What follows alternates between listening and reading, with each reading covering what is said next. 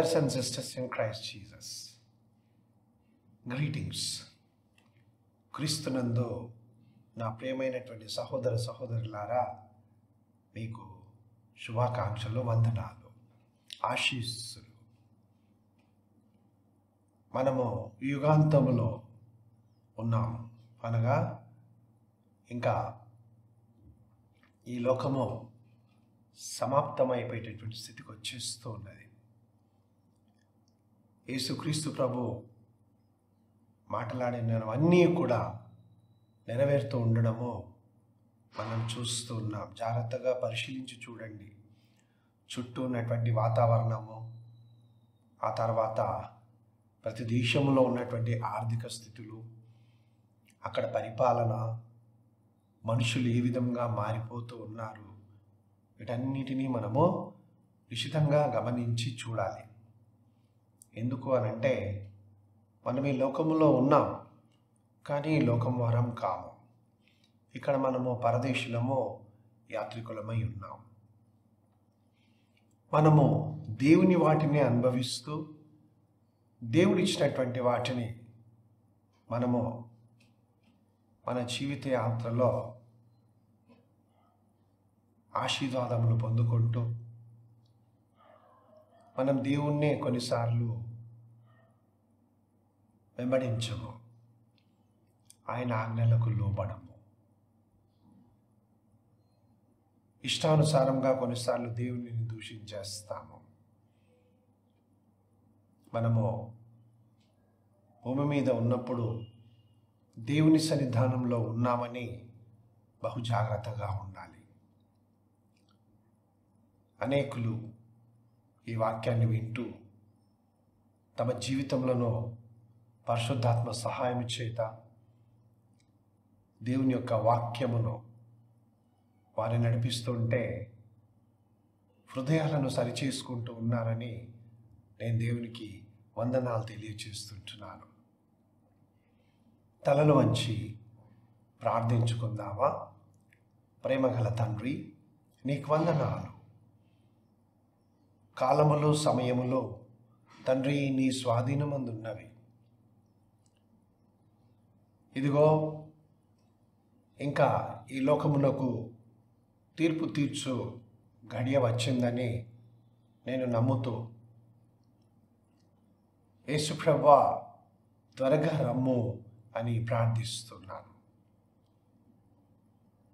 ఈ భూమి మీద జరుగుతున్నటువంటి అనేకమైనటువంటి దుష్క్రియలు, పాపము, దేవునిని విడిచిపెట్టుట, వాతావరణంలో మార్పులు, మనుషుల యొక్క స్వభావములోనూ మనుషులకు ఉండాల్సినటువంటి ఆ యొక్క భయభక్తులలోనూ చాలా మార్పు వచ్చి దిగజారిపోతూ ఉన్నది. చీకటి అంధకారము కమ్ముకొనుచుంటున్నది. కానీ నీవైతే మా మీద నీ వెలుగును ప్రకాశింపచేస్తున్నందులకై వందనాలు. యేసు ప్రభువా, రాబో మనుష్య కుమారుడా త్వరగా రమ్ము అని ప్రార్థిస్తూ, ఈ వాక్యము ద్వారా నీవు అందరితో మాట్లాడు. మా హృదయాలను తెరుస్తూ ఉన్నాం, అనగా వినినటువంటి వాక్య ప్రకారము జీవించి వాక్యానుసారంగా నడుచుకొనుచు నీ ఆజ్ఞలకు లోబడి నీ కట్టడలను అనుసరిస్తూ మేము క్రీస్తు మా దేవుడనే విశ్వాసముతో ఈ జీవితయాత్రను సాగిస్తామని నీ ఎదుట ఒప్పుకొనుచు నీకు తల వంచి నమస్కరిస్తూ ఉన్నాం.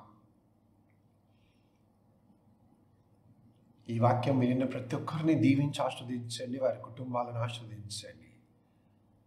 యేసు నామమున ప్రార్థిస్తున్నాను తండ్రి, ఆమేన్. దేవుని ప్రియమైనటువంటి ప్రజలారా, దేవునికి నిజమైనటువంటి ఆఫరింగ్ అనగా అర్పణ, అది ఆయనకు ఇంపైనటువంటి సువాసనగా ఉంటుంది. పాత నిబంధనలో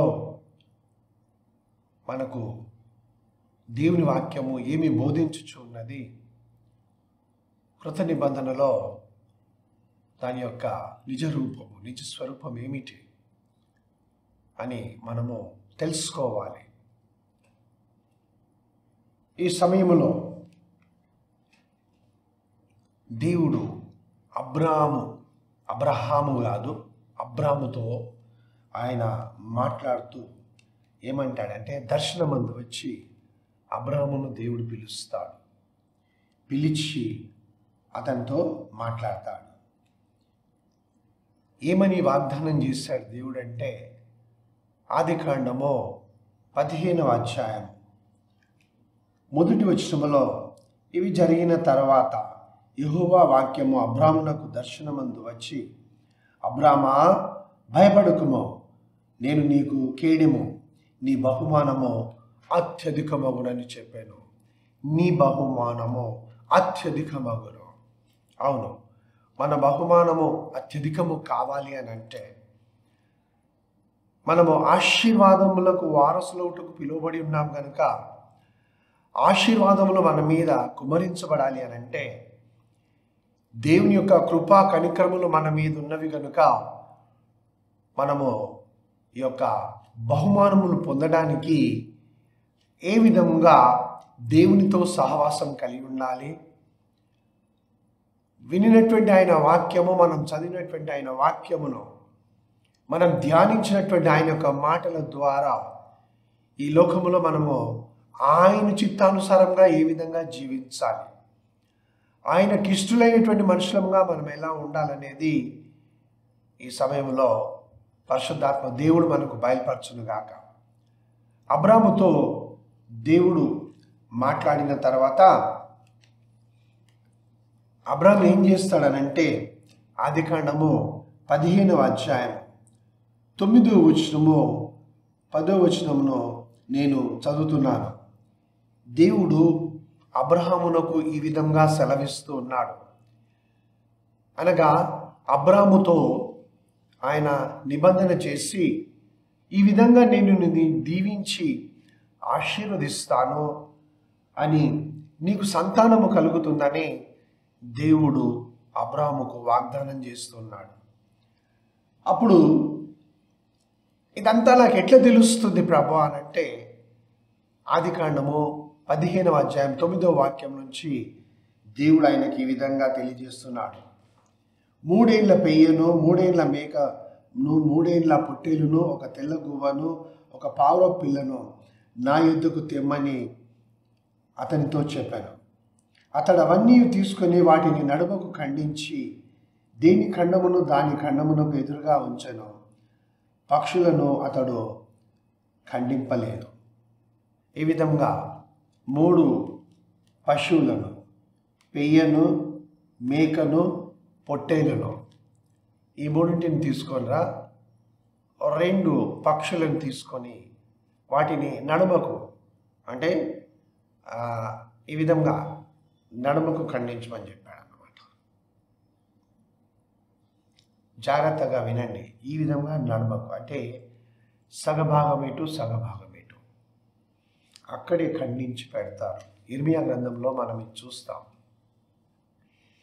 నడుమకు ఖండించిన తర్వాత అక్కడే, ఎక్కడో ఇంట్లో కట్ చేస్తూ లేకపోతే బయట ఎక్కడో షాప్లో ఖండించినటువంటివి కాదు. ఎక్కడైతే అక్కడ స్థలం ఉంటుందో ఆ స్థలం లోపల వాటి నడుమకు ఖండించి ఇలా దూరంగా అన్నమాట. అంటే ఈ రెండింటిని ఇలా నడుమకు ఖండిస్తే ఈ ఒక భాగం ఇక్కడ, ఒక భాగం ఇక్కడ ఇలా పెడతారు. ఆ తర్వాత పక్షులను ఖండింపలేదు. అప్పుడు ఏం జరుగుతుంది అని అంటే, ఈయన నిద్రపోతాడు. అబ్రహామునకు గాఢ నిద్ర కలుగుతుంది. ఈ గద్దలు పక్షులన్నీ వచ్చినప్పుడు వాటన్నిటినీ తోలివేస్తాడు అబ్రాము. గాఢ నిద్ర కలిగినప్పుడు దేవుడు ఈ విధంగా ఆయన మాట్లాడుతున్నాడు. భయంకరమైన కటిక చీకటి అతన్ని కమ్మగా 13వ వచనం నుంచి మనం చూసినట్లయితే, నీ సంతానం, చూడండి, అప్పటికి అబ్రామునకు 75 సంవత్సరాల వయసు, పిల్లలు లేరు. దేవుడు ఏం మాట్లాడుతున్నాడనంటే, నీ సంతానము అనగా 6,00,000 కంటే ఎక్కువ కాల్బలము ఐగుప్తు దేశమును విడిచి కనాను వైపునకు ప్రయాణం సాగించారు. అది చాలా వందల సంవత్సరాల తర్వాత, మోషే కాలములో. కానీ దేవుడు ఇప్పుడు అబ్రాహాముతో మాట్లాడుతున్నాడు. ఏమనంటే, నీ సంతతి వారు తమది కాని దేశమందు నివసించి ఆ దేశపు వారికి దాసులుగా ఉందరు. వారు 400 ఏండ్లు వీరిని శ్రమ పెట్టుదురు. అనగా అబ్రాహాము సంతానము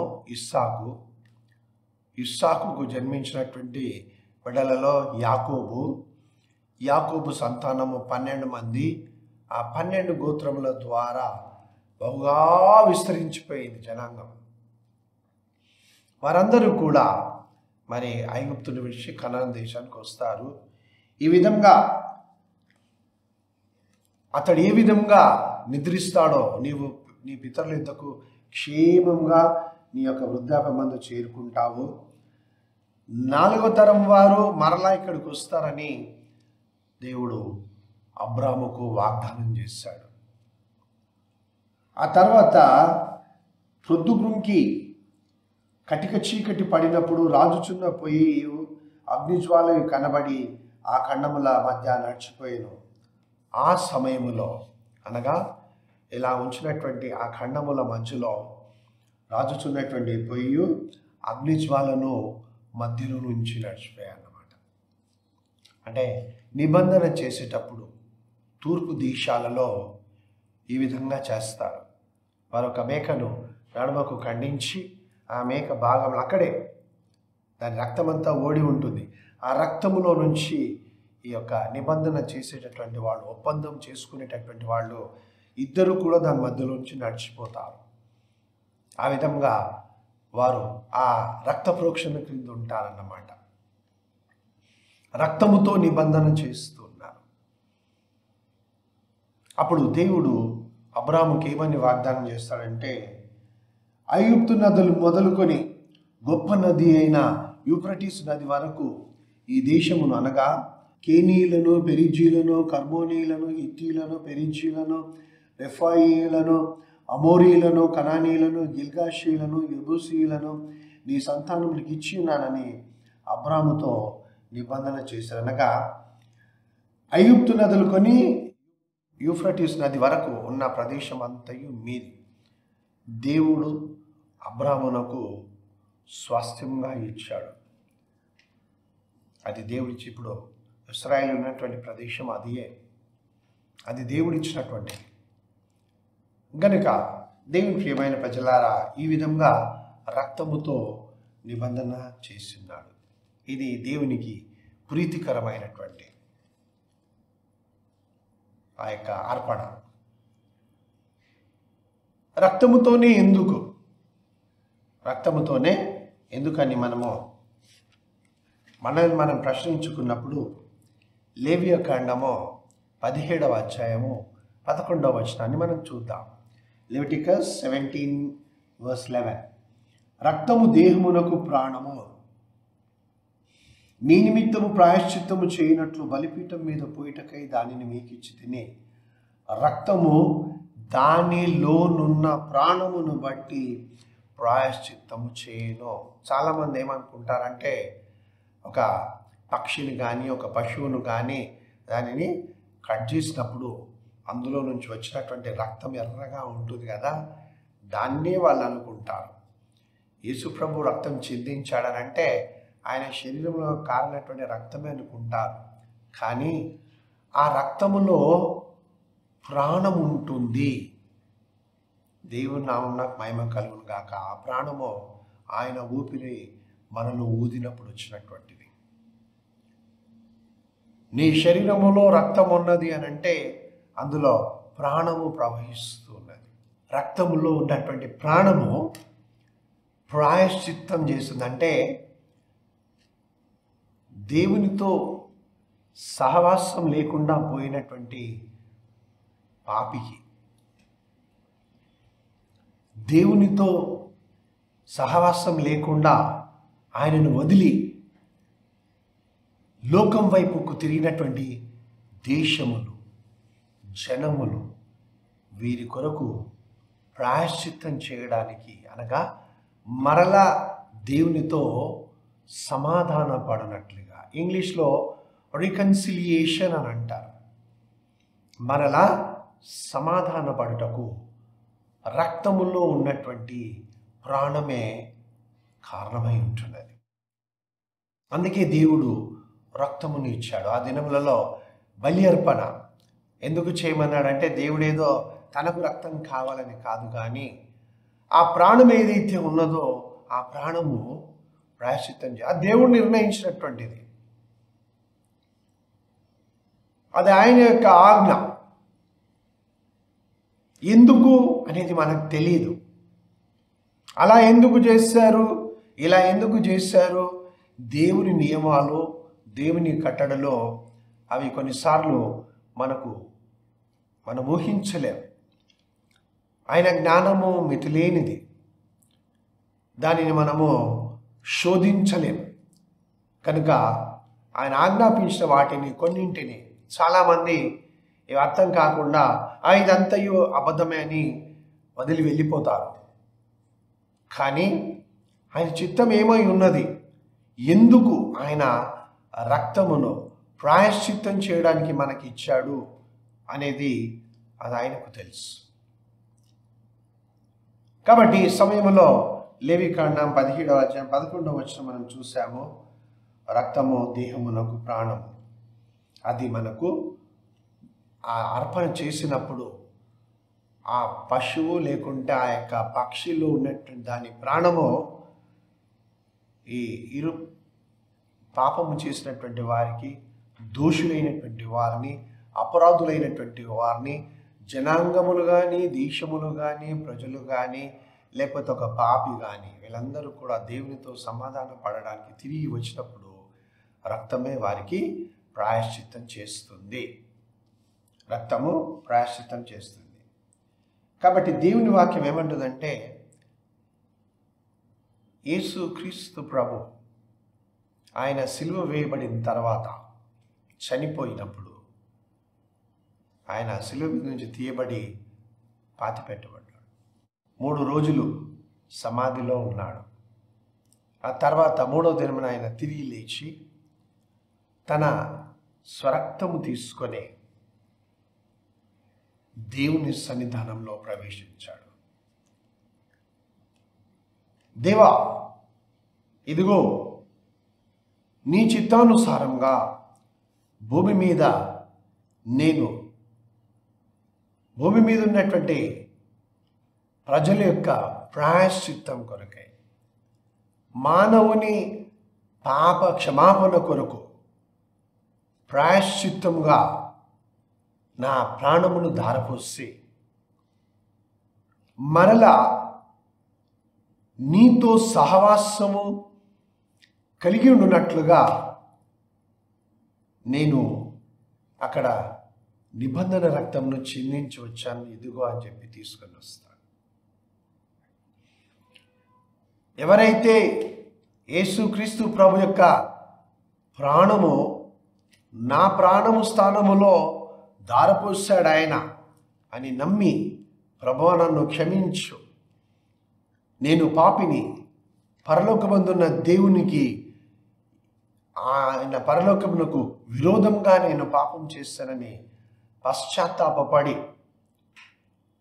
తమ పాపములను విడిచిపెట్టాలి. పశ్చాత్తాపం అంటే విడిచిపెట్టాలి.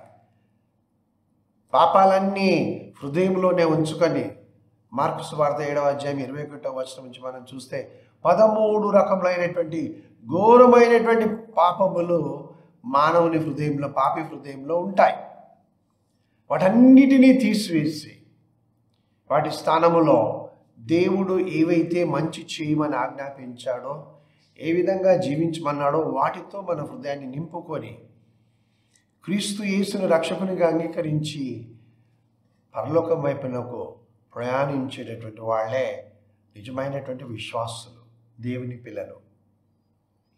కాబట్టి యేసు ప్రభువు అతి పరిశుద్ధ స్థలములో ఆయన ప్రవేశించాడు పరలోకంలో తన యొక్క సొంత రక్తం చేత. ఎందుకంటే భూమి మీద ఉన్నటువంటి దేవుని పిల్లలు, ముఖ్యంగా ఇశ్రాయేలీలు పాపం చేస్తారు, మళ్ళీ దేవుని వైపున తిరిగి బలి అర్పించి మమ్మల్ని క్షమించమని అడుగుతారు. ఈ విధంగా బలి అర్పించడము, పాపం చేయడము, బలి అర్పించడము, పాపము చేయడము, బలి అర్పించి బయటికి రాగానే మళ్ళీ ఇక్కడ తినడానికి తాగడానికి లేచి ఆడడము, ఈ విధంగా జరుగుతూ ఉంది.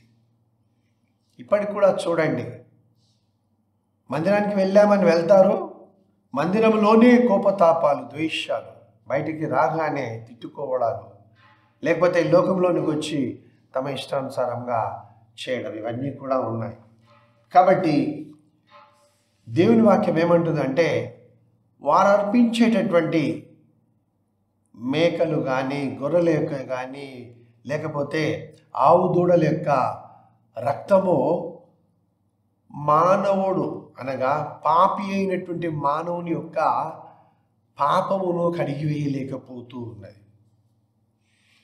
ఎందుకంటే వారు అర్పించినప్పుడే పాపములను ఒప్పుకొంచుంటున్నారు. ఆ పాపమున్నటువంటి బలములో నుంచి వారు విడుదల పొందలేకపోతుంటున్నారు. దేవుడు చెప్పింది చేస్తూ ఉన్నారు, కానీ దానివల్ల ఏమైపోతుందని అంటే వారు మళ్ళీ మళ్ళీ మళ్ళీ మళ్ళీ పాపం చేస్తూనే ఉన్నారు.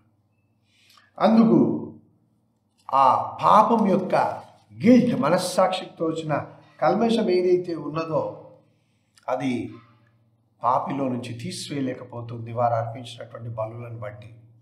అందుకే దేవుడు ఒక పర్ఫెక్ట్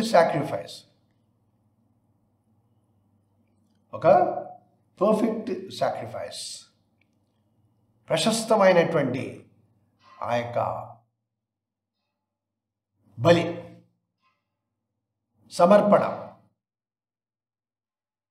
ఆ యొక్క శ్రేష్టమైనటువంటి అర్పణగా తన కుమారుణ్ణి ఈ లోకములో గొర్రెపిల్లగా ఆయన అనగా, ఈ గొర్రెపిల్లని ఎందుకు అన్నారు అని అంటే, ఇశ్రాయేలు జనాంగము ఐగుప్తు దేశమును విడిచిపెట్టు దినమున, మీరు నిర్గమకాండము 12వ అధ్యాయం చదవండి, ఎక్సోడస్ చాప్టర్ 12 చదవండి, you will come to know. So they offered lamb.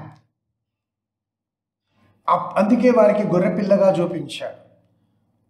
ఎందుకంటే ఇప్పుడున్న ఇశ్రాయేలీలకు గొర్రెపిల్ల అనగానే ఐగుప్తు దేశంలో తమ పితరులు ఏ విధంగానైతే ఆ గొర్రెపిల్లను వారు వధించి దాని రక్తంలో హిస్సోపుతో వారి ద్వారబంధముల మీద, నిలువు కమ్మీళ్ళ మీద, అడ్డు కమ్మీళ్ళ మీద మరి హిస్సోపుతో వారు చిలకరించిన తర్వాత వారు ఆ గొర్రెపిల్లను కాల్చి దాన్ని తిని త్వరగా రొట్టెలతో, హర్బ్స్తో అనగా చేదు కూరలతో తిని వారు ఏ విధంగా విడుదల పొంది ఉన్నారో అది జ్ఞాపకంలోకి వస్తుంది.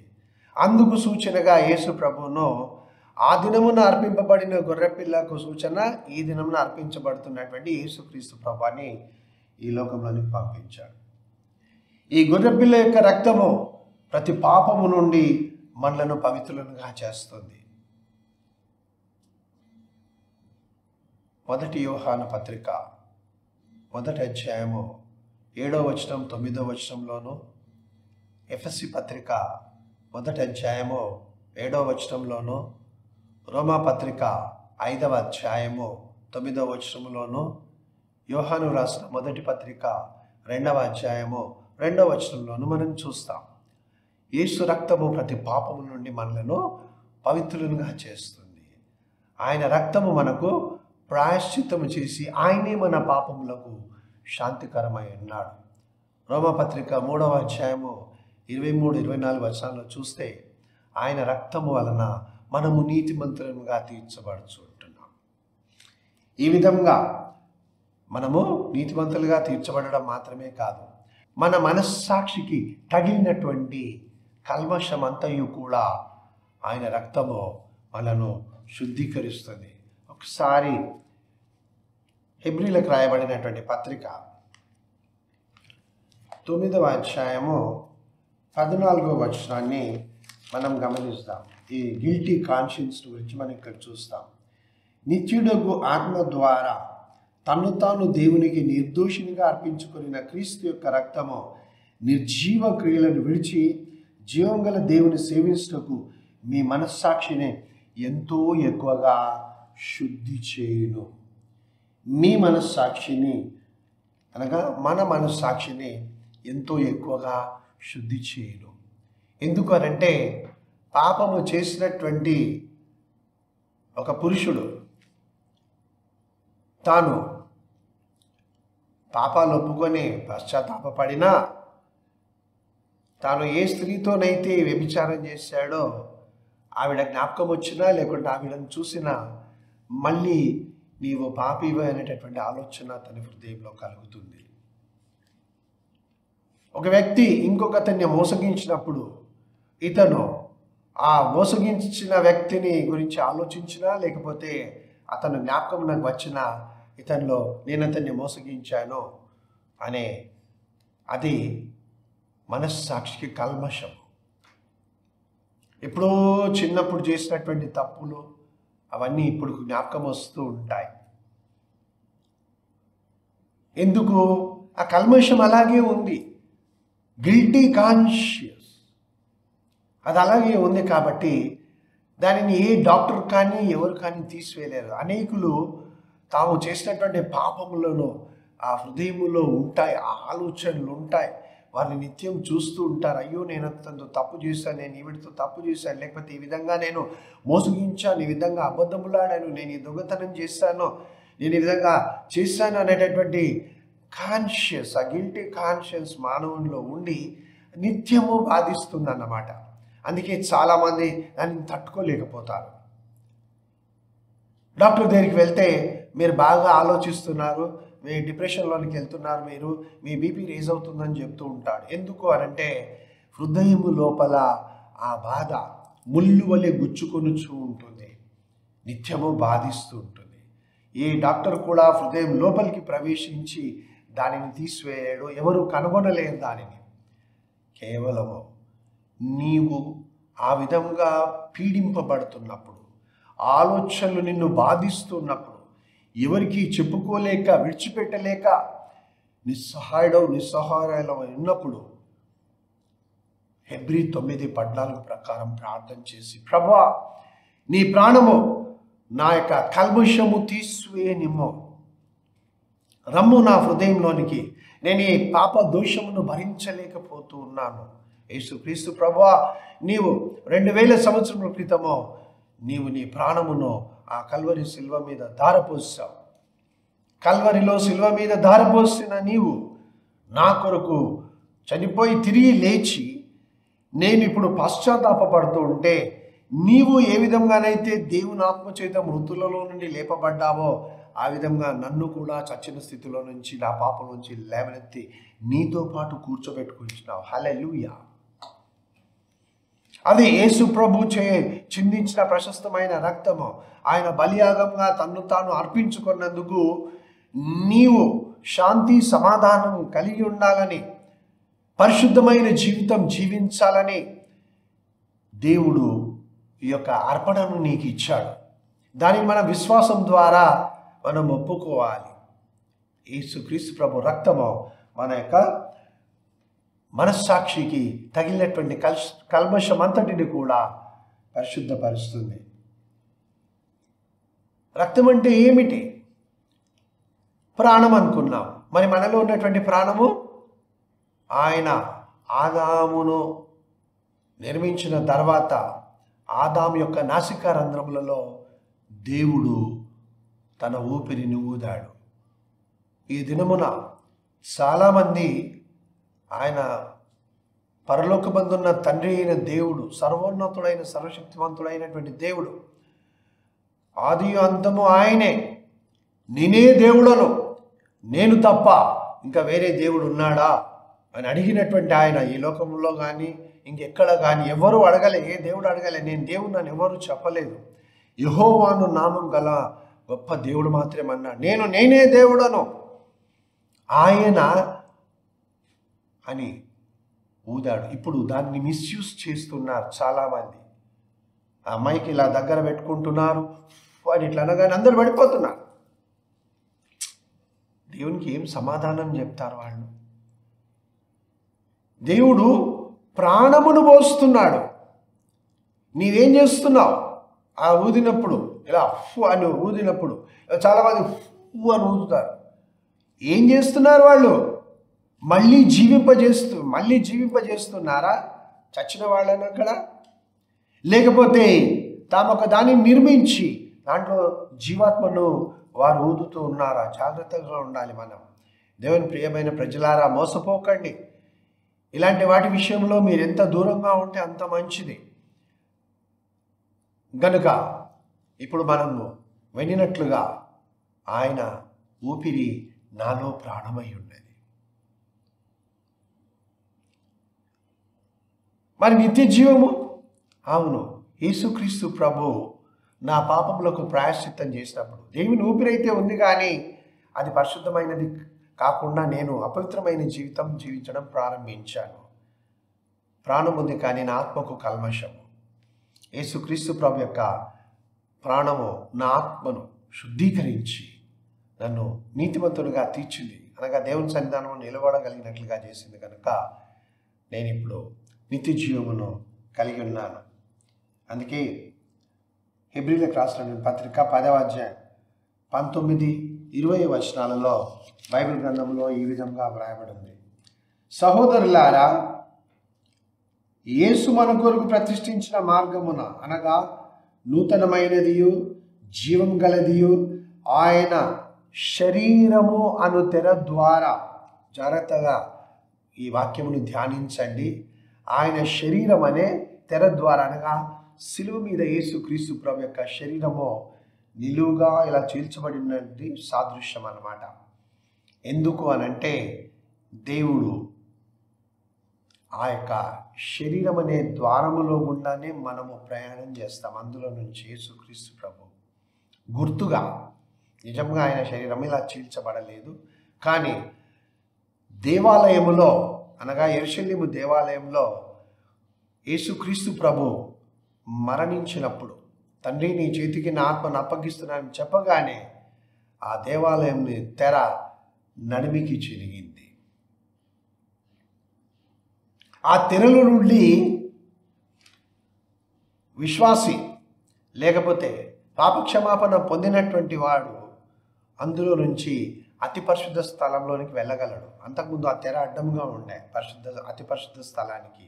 ఇప్పుడు ధైర్యంగా మనం ఆయన సన్నిధానంలోకి ప్రవేశించగలం. దానికి సూచనగా ఇదిగో ఈయన శరీరం అనేటటువంటి తెర ద్వారా ఆయన రక్తము వలన ఈ మార్గం ఏర్పరచబడి ఉన్నది. దేవుని ద్వారా ఆయన రక్తము వలన పరిశుద్ధ స్థలం నందు ప్రవేశించుటకు మనకు ధైర్యము కలిగి ఉన్నది. అవును, అబ్రహాము ఆ దినమున నడుముకు ఖండించి ఉంచినటువంటి ఆ యొక్క పశువులు, అందులో నుంచి అగ్నిజ్వాలయో మండుచున్న పొదయో వెళ్ళినట్లుగా ఇదిగో ఆ నిబంధన దేవుడు చేశాడు. ఇప్పుడు ఇక్కడ నూతన నిబంధనలు మనం చూస్తున్నాం. ఆయన శరీరం అనే తెర ఇలా నడిమికి అది చినిగిపోయినట్లుగా మనం చూస్తున్నాం. అనగా నేనే మార్గమును, ఆయన ఎందే మనము పరిశుద్ధ స్థలంలోనికి వెళ్ళగలం.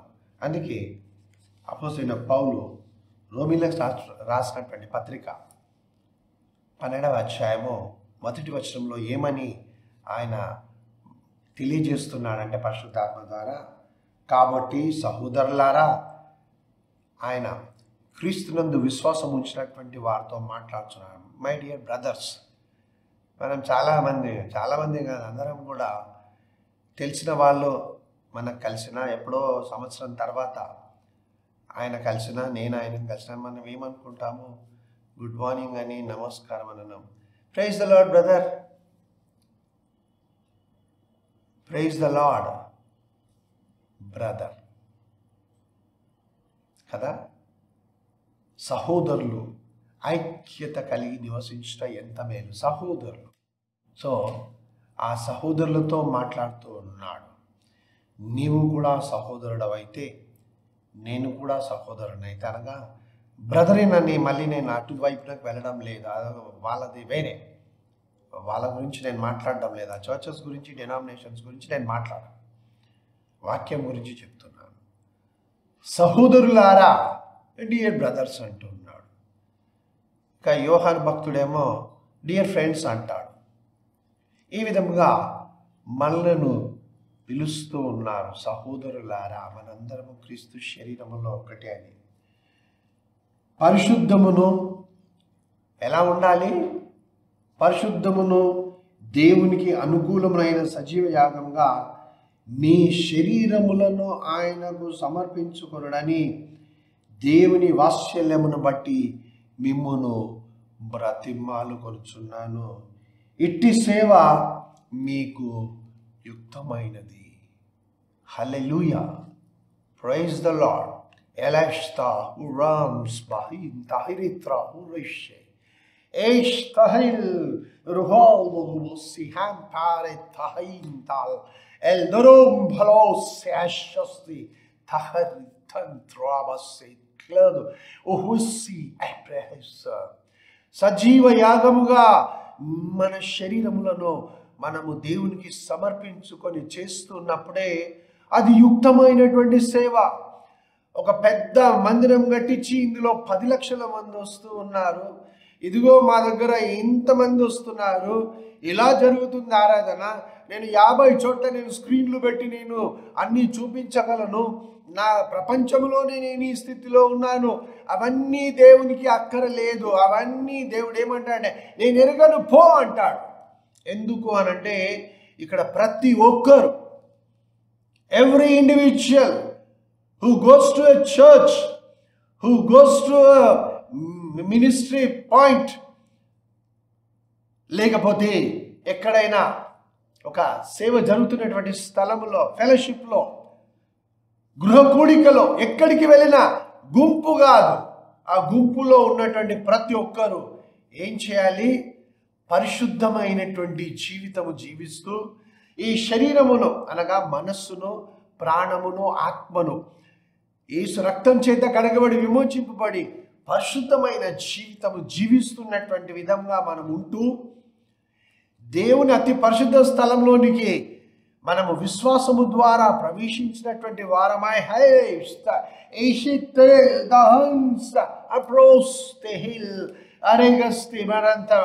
ఇప్పుడే దేవుడు నీ యొక్క పాపస్థితిని నీకు చూపిస్తూ ఉన్నాడు. ఎంతగా నీవు వ్యభిచారం చేస్తావో, ఎంతగా త్రాగుడుకు బానిసైపోయి ఏ విధంగా నీవు పాపాలు చేశావో, నీ భర్తకు నీవు ద్రోహం చేశావో పరిశుద్ధాత్మ దేవుడు నీకు చూపిస్తున్నాడు. Cry out my dear sister, cry out dear brother. ఇప్పుడే నీవు కన్నీరు కార్చు, పశ్చాత్తాపపడు, నీవున్న స్థలములో మోకరించి ప్రభువా నేను పాపిని, నన్ను క్షమించుమని ఆయన ఎదుట నీవు సాగిలపడు. ప్రభు నీ జీవితంలో మార్చడానికి ఆయన నిన్ను ఏర్పరచుకొని ఉన్నాడు. ఇప్పుడే నీవు దేవునికి యుక్తమైనటువంటి సేవ చేయాలి. ఏ విధంగానంటే తమ్మును తాము ఒక అర్పణగా అర్పించుకోవాలి.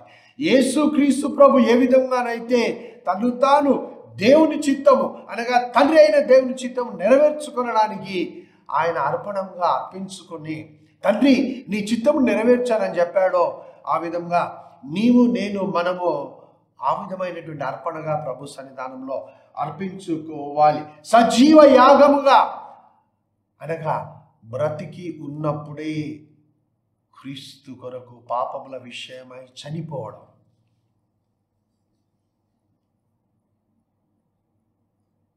చాలా కష్టమని అనుకుంటున్నావేమో. చచ్చిన తర్వాత ఎవరిని కూడా తమ పాపాలు ఒప్పుకోలేరు. శరీరములో ప్రాణము లేకుండా చచ్చిన స్థితి ఒకటి, బ్రతికున్నవాడు పాపముల చేత చచ్చిన స్థితి ఒకటి. మళ్ళీ చెప్తాను, శరీరములో ప్రాణం పోయిన తర్వాత చచ్చిపోయి పడుంటాడు చూస్తారా, అది చచ్చిన స్థితి. కానీ బ్రతికున్నవాడు పాపములు చేసి, a man who is living, a woman who is living has committed sins, they are dead in sin. But this man is dead because there is no life in his mortal body. ఆ విధంగా మనం సజీవంగా ఉన్నప్పుడే ప్రభువా నన్ను శుద్ధీకరించు, నేను నీ కొరకు జీవిస్తాను. ఎస్, దేవుడు నిన్ను ఆస్వాదించి ఆయన అంగీకరిస్తాడు. నిజమైనటువంటి అర్పణ అది. నేను చూస్తుంటాను చాలామంది లక్షలకు లక్షలు తీసుకుపోయి తాము ఎలా సంపాదిస్తారో ఆ డబ్బు తెలియదు, దాన్ని తీసుకొని వెళ్ళి మేము ఇంత ఇచ్చాము, దేవుడు మమ్మల్ని ఆస్వాదిస్తున్నాడు, మమ్మల్ని దీవిస్తూ ఉన్నాడు అని వారు తమను తాము మోసం చేసుకొని చుంటారు. డబ్బు ఇవ్వండి, వారికి తప్పు లేదు. కానీ నిన్ను నీవు దేవునికి సమర్పించుకోకపోతే నీవెంత ఇచ్చినా వ్యర్థమే. తలలు వంచి ప్రార్థించుకుందామా? ప్రేమగల తండ్రి, మాకు ఇచ్చినటువంటి ప్రశస్తమైనటువంటి ఈవి క్రీస్తు శరీరము, క్రీస్తు యొక్క రక్తము. మమ్మల్ని శుద్ధీకరించమని, మా పాపములకు ప్రాయశ్చిత్తం చేయమని, మమ్మల్ని పరిశుద్ధపరచమని బ్రతిమాలుకొని యేసు రక్తం చేత కడగబడి విమోచింపబడాలని ప్రార్థించే ప్రతి ఒక్కరిని నీవు శుద్ధీకరించి సువాసన గల, ప్రీతికరమైనటువంటి సువాసన గల అర్పణగా అంగీకరిస్తావు. మేము చేసే ప్రార్థనలను నీవు అంగీకరిస్తావు కనుక నా ప్రభువా, నీవే నీ వాక్యము చేత మమ్మల్ని హృదయాలలో మండించు, కడిగి శుద్ధీకరించి నూతనపరచమని ప్రతి ఒక్కరిని దీవించి ఆస్వాదించమని యేసు నామమున ప్రార్థిస్తున్నాను తండ్రి. ఆమేన్. దేవుడు మిమ్మల్ని దీవించును కాక.